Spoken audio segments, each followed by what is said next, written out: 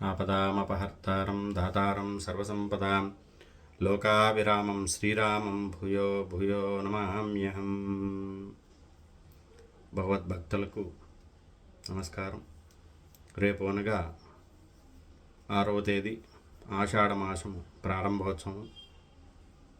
ఆషాఢమాసంలో విశిష్టత ఏమిటి అంటే మొట్టమొదటిసారిగా వచ్చేది గుప్త నవరాత్రులు, అనగా ఆ యొక్క వారాహి నవరాత్రులు.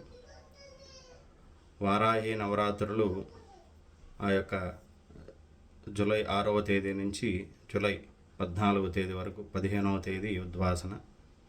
కనుక అమ్మవారిని, వారాహి అమ్మవారిని చక్కగా కొలిచినట్లయితే అమ్మవారి యొక్క అనుగ్రహం పరిపూర్ణంగా ఉంటుంది.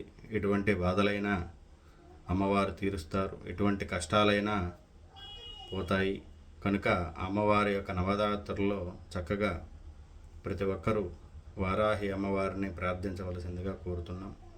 అదేవిధంగా మన హిందూ మతాల ప్రకారం, హిందూ సాంప్రదాయం ప్రకారం వారాహి అమ్మవారు అత్యంత శక్తిగలమైన అమ్మవారు. సప్తమాతృకల్లో ఒకరైన అమ్మవారు, అంటే 7 అమ్మల్లో ఈ యొక్క వారాహి అమ్మ ఒకరు. అదేవిధంగా దశమహావిద్యల్లో ఈ వారాహి అమ్మవారు ఒకరు. సప్తమాతృకలు అంటే దేవీ భాగవతం ప్రకారం ఆ యొక్క రాక్షసుణ్ణి సంహరించటానికి ఆ దుర్గాదేవి 7 రూపాలుగా ధరించి, ఒక రూపంలో ఉన్న వారాహి అమ్మవారు చక్కగా రాక్షసుణ్ణి సంహరించేసి వాళ్ళని విముక్తి చేస్తారు. ప్రజల నుంచి చక్కగా రాక్షసుడి బాధ నుంచి విముక్తి చేస్తుంది. కనుక వారాహి అమ్మవారు యొక్క ప్రభావం చాలా శక్తివంతమైనది. అదేవిధంగా కాశీ క్షేత్రంలో వారాహి అమ్మవారు క్షేత్రపాలక, కాలభైరవుడు ఎలానో అమ్మవారు క్షేత్రపాలిక.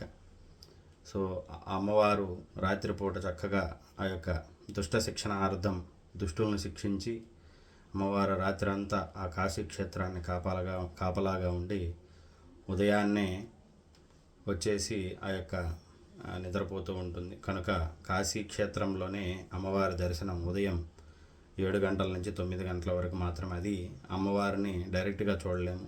ఆ యొక్క దేవాలయ ఆ యొక్క తలుపుల కన్నాల నుంచి మాత్రమే దర్శనం ఉంటుంది. కనుక చాలా శక్తివంతమైనది అమ్మవారు.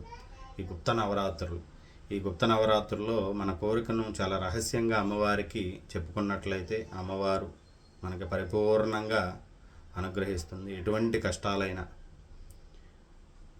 కష్టాలైనా అమ్మవారు మార్గం చూపుతుంది. కనుక తప్పనిసరిగా ఈ యొక్క నవరాత్రుల్లో అమ్మవారి యొక్క చిత్రపటాన్ని పెట్టుకొని ప్రతి ఒక్కరూ ఈ యొక్క గుప్త నవరాత్రులు చేసుకోవలసిందిగా, అమ్మవారికి ఆ యొక్క అష్టోత్తరం చేసుకొని అమ్మవారికి ధూపదీప అర్ఘ్య పాద్య ఆచమన ధూపదీప గంధ పుష్పాలు అక్షంతలన్నీ సమర్పించి అమ్మవారికి నీరాజన ఇచ్చి నైవేద్యం, చక్కని నైవేద్యం తయారు చేసి అమ్మవారికి నివేదన చేసి మంత్రపుష్పం అన్నీ చేసుకున్న తర్వాత అమ్మవారికి మీ యొక్క కోరికను నివేదించుకోండి.